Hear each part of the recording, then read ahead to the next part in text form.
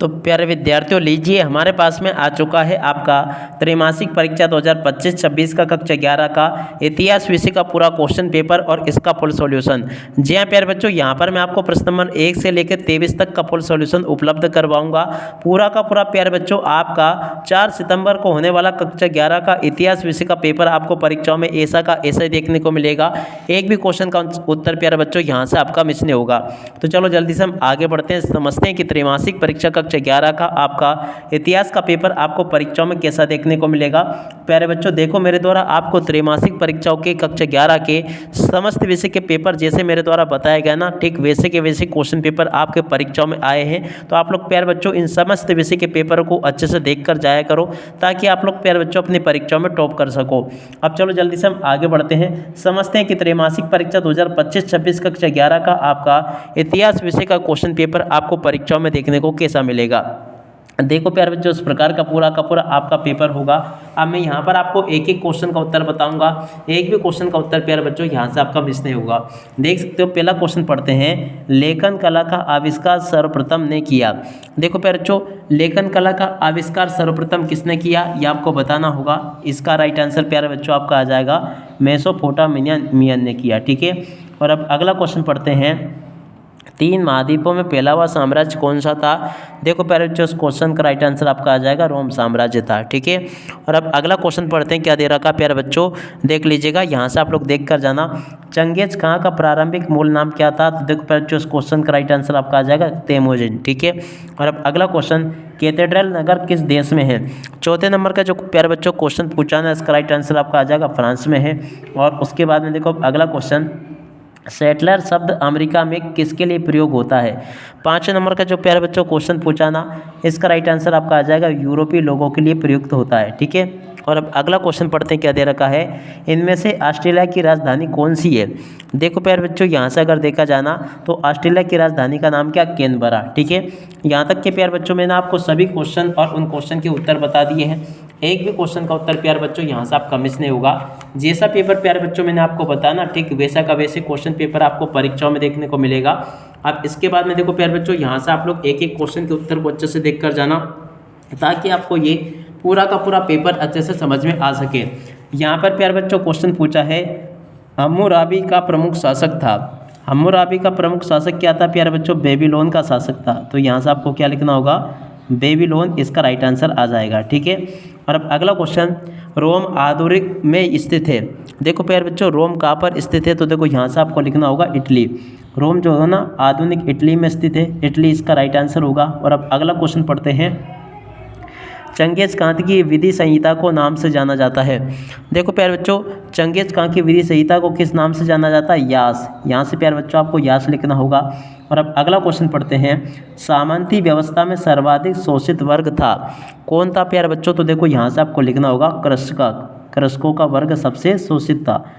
और अब अगला क्वेश्चन पढ़ते हैं, प्रेरी चारागाह में है। देखो प्यारे बच्चों, प्रेरी चारागाह कहाँ पर है। तो देखो यहाँ से इसको राइट आंसर आपको लिखना होगा दक्षिण अमेरिका में है। तो यहाँ से आपको प्यारे बच्चों क्या लिखना होगा, दक्षिण अमेरिका। ठीक है, और अब अगला क्वेश्चन पढ़ते हैं, प्रथम अफीम युद्ध चीन और के मध्य हुआ। देखो प्यारे बच्चों, प्रथम अफीम युद्ध जो था ना, चीन और इंग्लैंड के मध्य हुआ था। क्या लिखोगे प्यारे बच्चों यहाँ से आप लोग, चीन और इंग्लैंड। ठीक है, और अब अगला क्वेश्चन, एशिया में पहली बार टोक्यो में ओलंपिक खेल वर्ष में आयोजित किए गए थे। प्यारे बच्चों कब किए गए थे। तो देखो इसका राइट आंसर आपका आ जाएगा 1964 में ये आयोजित किए गए थे। ठीक है, यहाँ तक के प्यारे बच्चों आपको मैंने सभी क्वेश्चन के उत्तर बता दिए। और उसके बाद में देखो यहाँ से आप लोग जोड़ी को देख कर जाना। जोड़ी आपके पेपर में परीक्षाओं में ऐसी पूछी जाएगी, मार्टिन लूथर की जोड़ी के मिलान प्यारे बच्चों आपको तीसरे नंबर से कर लेना, धर्म सुधारक से। लियोनार्डो दा विंची, तो देखो इसकी जोड़ी के मिलान प्यारे बच्चों आपका हो जाएगा मोनालिसा से। और अब अगला क्वेश्चन, विलियम शेक्सपियर, तो देखो इसकी जोड़ी के मिलान प्यारे बच्चों आपको करना होगा 6 नंबर से, कहाँ लिखा है, महान लेखक से। और गार्डहट मार्टियर, तो देखो बच्चों इसकी जोड़ी के मिलान आपका हो जाएगा ए नंबर से, जिसमें कि लिखा है बेलनाकार मानचित्र से। और जॉन मार्शल की जोड़ी के मिलान प्यारे बच्चों आपका किससे हो जाएगा, इसकी जोड़ी के मिलान आपको इससे करना होगा। पॉप की जोड़ी के मिलान प्यारे बच्चों आपका किससे होगा। तो देखो पॉप की जोड़ी के मिलान आपका हो जाएगा कैथोलिक चर्च का प्रमुख से। ठीक है, ऐसे प्यारे बच्चों आप लोग यहाँ से जोड़ के मिलान को देख लें और पूरा का पूरा अच्छे से समझ लें। अब इसके बाद में देखो अपन यहाँ से सत्य सत्य को देखेंगे। तो चलो मैं आपको एक एक सत्य सत्य बता देता हूँ। पहला क्वेश्चन प्यारे बच्चों पूछा है, मेसोपोटामिया के लोग ताम्रपत्रों पर लिखा करते थे। देखो प्यारे बच्चों ये आपका असत्य हो जाएगा। जूलियस सीजन यूनान का महान शासक था। देखो प्यारे बच्चों ये वाला क्वेश्चन आपका क्या हो जाएगा, असत्य होगा।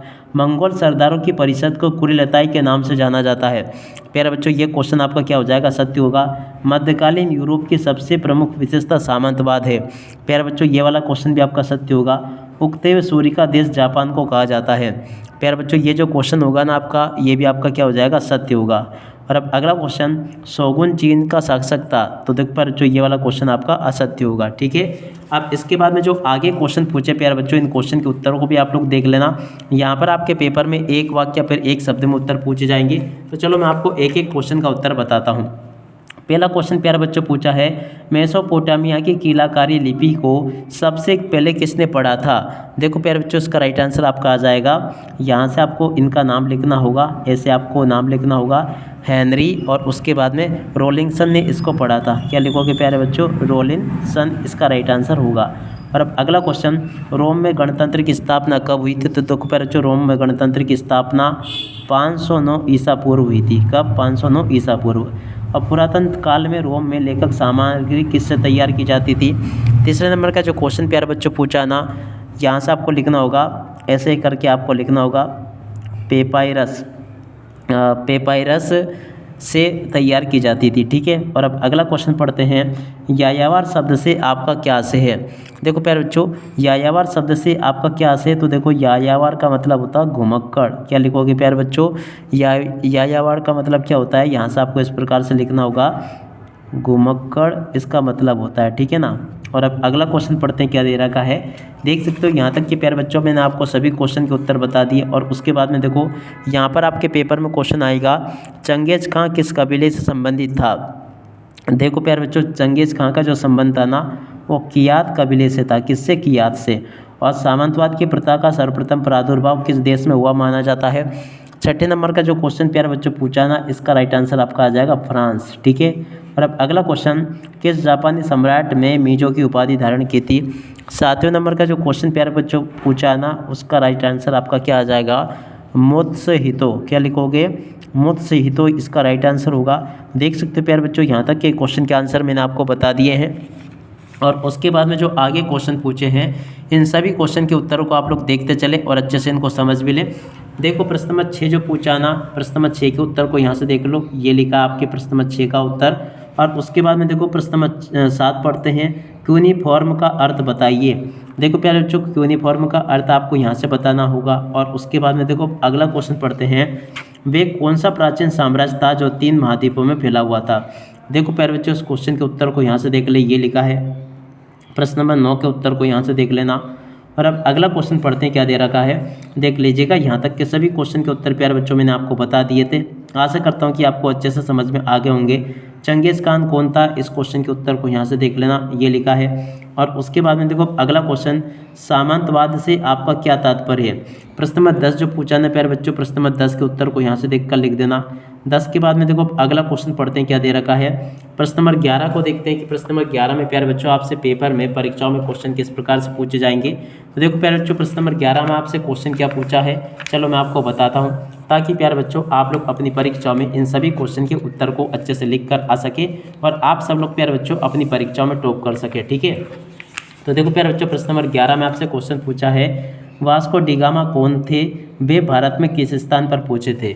प्रश्न नंबर 11 जो प्यारे बच्चों पूछा ना, 11वें क्वेश्चन के उत्तर को यहाँ से देख लेना, ये लिखा पूरा का पूरा क्वेश्चन और इस क्वेश्चन का उत्तर। अब चलो इसके बाद में हम आगे बढ़ते हैं, आगे के सभी क्वेश्चन और उन क्वेश्चन के उत्तर को देखते हैं।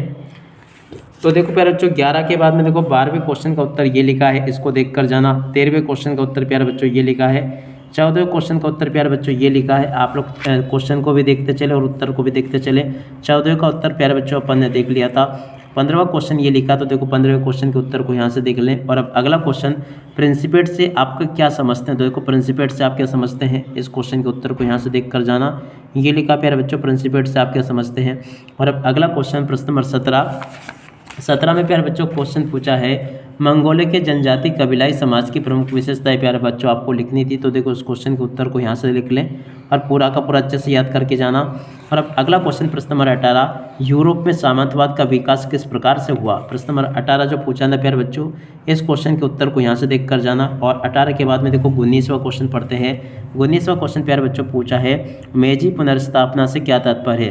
प्रश्न नंबर 19 जो पूछा ना प्यारे बच्चों, उस क्वेश्चन के उत्तर को यहाँ से देख लेना। और इसके बाद वाले जो क्वेश्चन प्यारे बच्चों पूछे हैं, जैसे कि प्रश्न नंबर 20 लेखन क्या है। देखो प्यारे बच्चों लेखन क्या है, इस क्वेश्चन के उत्तर को यहाँ से देख कर जाना। और 21वें क्वेश्चन को पढ़ते हैं। 21वां क्वेश्चन प्यारे बच्चों पूछा है पुनर्जागरण के प्रमुख कारणों को प्यारे बच्चों आपको समझाना होगा। तो देखो पुनर्जागरण के प्रमुख कारण यहाँ से देख कर जाना आप लोग। और 22वें क्वेश्चन का उत्तर प्यारे बच्चों आपको ये दे रखा है, आप लोग देख लें। और उसके बाद में देखो प्यारे बच्चों आपके पेपर में आपको मानचित्र भी दिया जाएगा, तो मानचित्र को भरना प्यारे बच्चों आप लोग अपने हिसाब से सीख लेना। देख सकते प्यारे बच्चों मेरे द्वारा आपको यहाँ तक के सभी क्वेश्चन और उन क्वेश्चन के उत्तर बता दिए गए हैं। और जैसा पेपर प्यारे बच्चों मैंने आपको बताना ठीक वैसा का वैसे क्वेश्चन पेपर आपका परीक्षाओं में आएगा। एक भी क्वेश्चन का आंसर प्यारे बच्चों यहाँ से आपका मिस नहीं होगा। अब इसी के साथ में प्यारे बच्चों इस वीडियो को यहीं पर पूरा करते हैं। नमस्कार, जय हिंद, जय भारत।